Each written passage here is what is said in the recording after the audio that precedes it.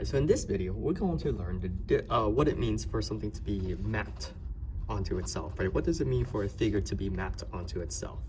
And so I have an example here of this square, right? Let's just call it ABCD, okay? Now the thing with reflection is that, how do we do reflection in the first place? Let's just say I wanted to reflect this off the x-axis, right? Basically, you count towards the x-axis and then you count away with the same amount of value. So if it's one space away from the x-axis, then it's got to be one space away on the other side, right? One space away, one space away. Now, obviously, for this point right here, it's going to be 4 spaces away. So therefore, it's going to be 4 spaces away this way, right? From the x-axis. And so, actually, it's probably more important if I label this for you guys, A, B, C, D. And then notice this, right? It's actually C prime, D prime, B prime, and A prime, right? And so this is a reflection of the x-axis, right? But the question is, did this figure map onto itself? And the answer to this question is no. Why? Because it's not on top of itself, right? And that's what it means to be right on top of it. So for this question right here, there's a couple of answers on which equation is going to allow this figure to map upon itself, okay? Actually, the way that I drew this, it's probably not clear enough, but the thing is, basically, if you want this to be mapped on itself, it has to be right smack symmetrical in the center, right? Where that line is. And so the first line that you can see is going to be this vertical line, right? Even though I should have picked a better coordinate, but yeah, this is it, right?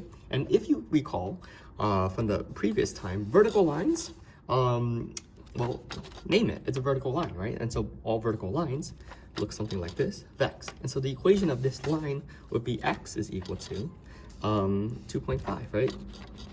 And actually, we could write it like this, x is equal to 2.5. And this equation is actually going to map A, B, C, D upon itself, okay? But now it's just gonna be backwards. Another equation is going to be the opposite of the vertical line, which is going to be this line right here, okay? And this red line right here is the Hoy line, right? And then we're gonna call it Hoy, H for horizontal. Hoy is equal to also 2.5, okay? So y equals 2.5, x equals 2.5. And then the last type of line that's going to actually reflect, I mean, there's 2 more, right? There's also the diagonal one, this one right here. Because then this triangle folds onto this triangle, and then this figure is going to map upon itself, right?